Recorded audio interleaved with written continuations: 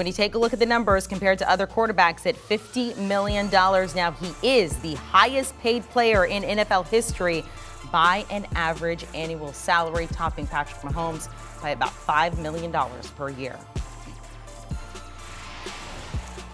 Let's welcome in our senior NFL writer, Pete Prisco, to talk about this. Pete, as I mentioned, it has been about a year. Your hands are moving. You're ready for this.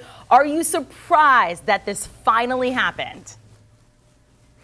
Well played, Aaron Rodgers, well played. I mean, you just got to bow down to the guy for the way he played the entire scenario. And now he's the highest paid player in the National Football League, $200 million contract. Now, we got to see the structure of the contract. There's probably some funny money in the contract, but still, well played. You go back to Green Bay. I always thought he was going back to Green Bay. It's a legacy thing. Where does he go? Where would he have gone that would have been better? There wasn't a better destination for him. He plays in a bad division. They're the clear favorites in the division.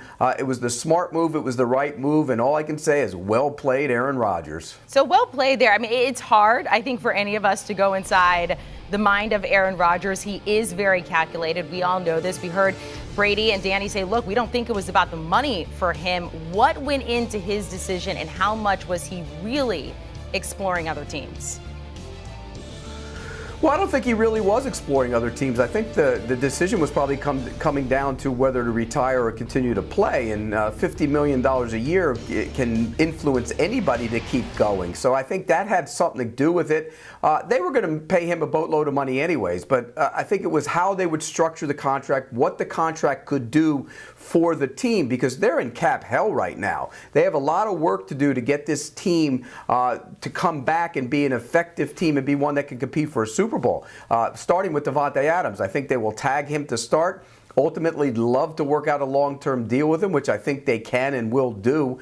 And then you got to try and figure out what you're going to do on defense. I mean, both Preston Smith, Zadarius Smith, they can save you $27 million to let them walk out the door. And Zadarius Smith didn't play that much last year, and they still got as far as they did and played well on defense. So that's one option. I think Preston Smith is another one. And you can restructure some contracts. So you can make the cap anything you want to, Amanda. It's just a matter of how you finagle it and what you do for the short term rather than the long term. Okay, so look, we saw the Bucs go all in. It worked. We saw the Rams go all in. That worked. Super Bowl rings for both of these teams. We know Aaron Rodgers is chasing this. Is this all in for the Packers, and can it work? Well, I think if you bring back Adams and you do it that way, yes, it can work. I mean, they were right there. If they don't have a punt blocked against the 49ers, who knows what they do the next week. And you know, I'm glad you mentioned the Rams. The Rams have 4 guys at the top of their cap list that will count for about $80 million of cap this year. And yes, it's the stars, but it still takes up a big chunk of your cap.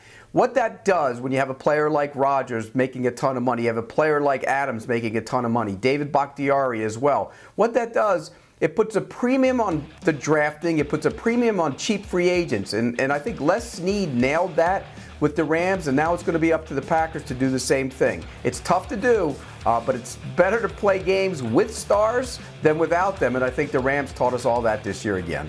Pete, every single person we have talked to says, what about Jordan Love? So I'm going to ask you, what about Jordan Love now? Well, he's going to be a backup. I mean, I don't think there would be a market for him or a substantial market. However, I will say this.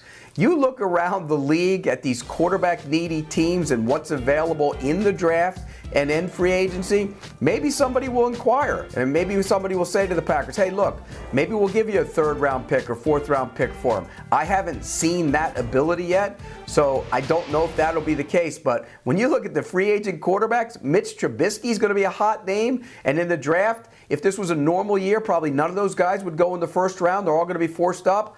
I think this is going to be an opportunity where maybe somebody will make a call for him, but I don't know if they'll trade him, and I don't know what they would want in return. But as one guy who needs a quarterback told me in this league, I spend a lot of sleepless nights trying to figure it out and fix that position. So when it comes to fixing that position, I mean, there were teams out there like the Broncos thought they had a great shot. More recently than not, we heard about the Titans were very interested in Aaron Rodgers as well. What do you think happens to those teams? Do we see them turn to free agency, more so the draft? Where do they look now?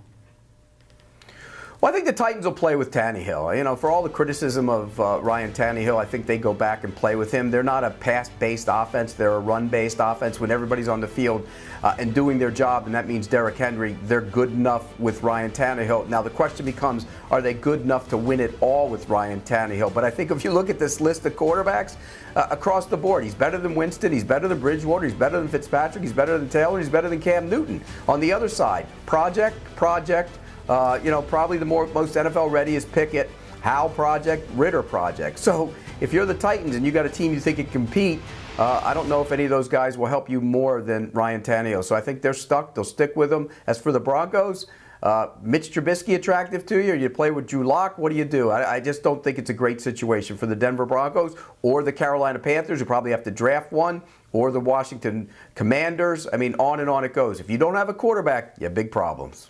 Pete, we appreciate it. Tipping your hat there to Aaron Rodgers and the way he played this whole thing, and probably us as members of the media. We appreciate it.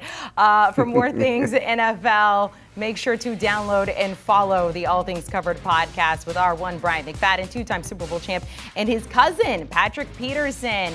During this offseason, they're going to be talking to a lot of players, giving you a lot of insight as to what is going on around the NFL. Make sure to download and follow. Do you want a sports network that delivers everything that matters about the game? The highlights, the picks, the instant analysis, no yelling, no fake debates, no politics. Hit the subscribe button and never miss a moment.